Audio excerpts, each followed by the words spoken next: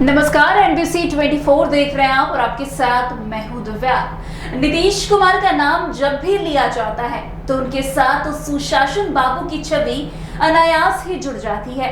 बीते 20 सालों में नीतीश कुमार ने बिहार की राजनीति में जो भूमिका निभाई है वो अभूतपूर्व मानी जाती है। अपराध नियंत्रण, सड़क और बिजली की स्थिति में सुधार और शिक्षा के क्षेत्र में बदलाव उनके शासन की प्रमुख उपलब्धियां रही है। लेकिन जब वे 74 साल के अब हो चुके हैं और स्वास्थ्य संबंधी सवाल उठने लगे हैं तो वो स्वाभाविक सी बात है कि चर्चा उनके राजनीतिक उत्तराधिकारी की होने लगे। नीतीश के उत्तराधिकारी के लिए निशांत कुमार का नाम तेजी से उभर रहा है।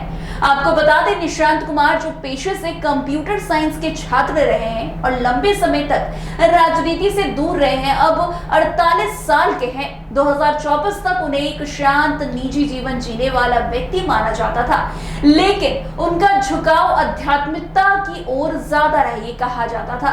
लेकिन 2025 की शुरुआत में उन्हें बख्तियारपुर की एक रैली में पहली बार सार्वजनिक रूप से अपने पिता और जेडीयू को समर्थन देने की अपील के तौर पर देखा गया। उनका ये बयान, पिताजी ने बिहार के लिए अच्छा काम किया है, हो सके तो आप सब लोग उन्हें वोट दीजिए, सिर्फ एक समर्थन भर नहीं था बल्कि उनके भीतर पल रहे राजनीतिक विचारों की ओर संकेत भी था। उनके बाद जेडीयू कार्यकर्ताओं और नेताओं ने निशांत को सक्रिय राजनीति में लाने की मांग शुरू कर दी। जून 2024 में जेडीयू नेता परमहंस कुमार ने कहा कि निशांत को राजनीति में आना चाहिए, वे एक ईमानदार और दूरदर्शी नेता बन सकते हैं। इसके बाद से जेडीयू के कई कार्यक्रम में निशांत की उपस्थिति बढ़ी और उनकी बातों को गंभीरता से सुना जाने लगा। नीतीश कुमार की छवि हमेशा से ही वंशवाद विरोधी नेता के रूप में रही है। वे अक्सर अपने भाषणों में लालू यादव और रामविलास पासवान जैसे नेताओं को परिवारवाद का पोषक बताते रहे।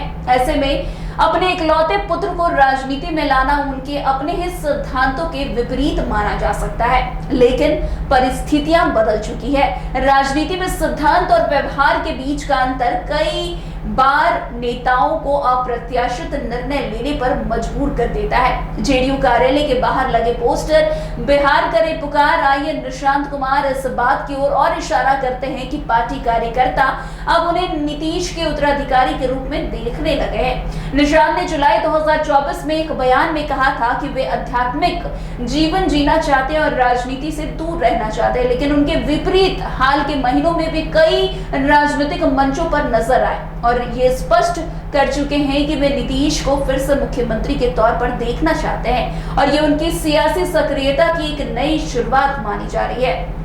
वैसे बिहार में 2025 का विधानसभा चुनाव भाजपा और जेडीयू के गठबंधन यानी कि एनडीए के तहत लड़ा जाएगा, ये तय है। लेकिन अब तक ये स्पष्ट नहीं है कि मुख्यमंत्री पद का चेहरा कौन होगा। बीजेपी ने कई बार कहा है कि नीतीश कुमार ही सीएम चेहरा होंगे, लेकिन साथ ही संसदीय बोर्ड की मंजूरी की शर्त जोड़ दी गई। ये शर्त जेडीयू को असहज कर रही है। दिसंबर 2024 में प्रधानमंत्री नरेंद्र मोदी ने एक रैली में नीतीश कुमार को लाडला कहकर संबोधित किया था। इससे जेडीयू को यह संकेत मिला कि नीतीश को शीर्ष नेतृत्व से समर्थन प्राप्त है। इसी के बाद जेडीयू ने जब बात बिहार की हो, नाम सिर्फ नीतीश कुमार का हो जैसे पोस्टर लगाकर उनकी मंशा साफ कर दी। बीजेपी नेता अश्विनी चौबे ने भी अप्रैल 2025 में कहा था कि नीतीश को उप प्रधानमंत्री बनाया जाना चाहिए ताकि बिहार को नया नेतृत्व मिल सके। इस प्रस्ताव को जेडीयू ने खारिज कर दिया और गृह मंत्री अमित शाह के पुराने बयानों की याद दिलाई, जिसमें नीतीश को बिहार के लिए जरूरी बताया गया था। वैसे आपको बता दें कि बीजेपी के उप मुख्यमंत्री सम्राट चौधरी को भी नीतीश के समानांतर नेता के रूप में पेश करने की कोशिशें भी चर्चा में रही है। जेडीयू इसे बीजेपी द्वारा सत्ता संतुलन की राजनीति के तौर पर देखती है, लेकिन चिराग पासवान जैसे सहयोगी नेताओं ने अब तक नीतीश को ही अपना समर्थन दिया है। नीतीश ने दिसंबर 2024 में सीतामढ़ी की रैली में यह कहकर साफ कर दिया था कि वे अब कोई गलती नहीं करेंगे और एनडीए के साथ बने रहेंगे। 2 बार गलती हो गई, अब इधर उधर नहीं जाएंगे। उनका यह बयान साफ दर्शाता है कि वे चुनाव से पहले किसी प्रकार की राजनीतिक अस्थिरता नहीं चाहते हैं। वैसे नीतीश कुमार की उम्र अब 74 साल हो चुकी है। उनकी सेहत को लेकर विपक्ष लगातार सवाल भी उठा रहा है और उनके लिए मेडिकल बुलेटिन जारी करने तक की मांग कर चुका है। ऐसे में ये स्वाभाविक है कि जेडीयू अपने राजनीतिक विरासत को आगे बढ़ाने के लिए विकल्प तैयार करे।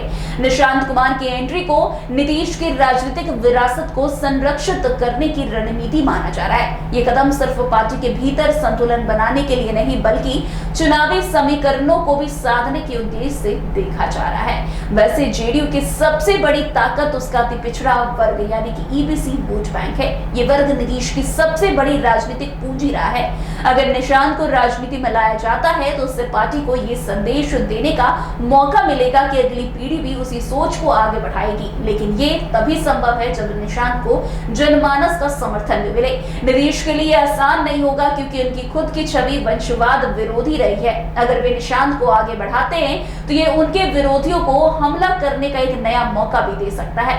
वैसे अब आगे क्या कुछ करेंगे नीतीश कुमार, ये देखना दिलचस्प होगा। लेकिन बिहार की राजनीति एक बार फिर चौराहे पर खड़ी है। नीतीश कुमार की विरासत, एनडीए की अंदरूनी खींचतान और निशांत कुमार की संभावित सियासी एंट्री सब कुछ इस चुनाव को ऐतिहासिक बना रहे हैं। अगर नीतीश अपने बेटे को आगे लाते हैं तो ये उनके राजनीतिक जीवन का सबसे बड़ा परिवर्तन हो सकता है, जिसे विरोधाभास भी कहा जा सकता है। और रणनीति भी आने वाले महीने में ये देखना दिलचस्प होगा कि क्या निशांत वास्तव में राजनीतिक मैदान में उतरते हैं या फिर नीतीश खुद एक बार फिर से सुशासन बाबू के तौर पर जनता के सामने खड़े होंगे। फिलहाल इतना तय है कि बिहार की सियासत में अगला अध्याय बेहद रोचक और निर्णायक होने जा रहा है। तो आज की इस खबर में बस इतना ही। अन्य खबरों में हमारे साथ ऐसे आगे बने रहे और देखते रहे। तब तक के लिए NBC 24 धन्यवाद।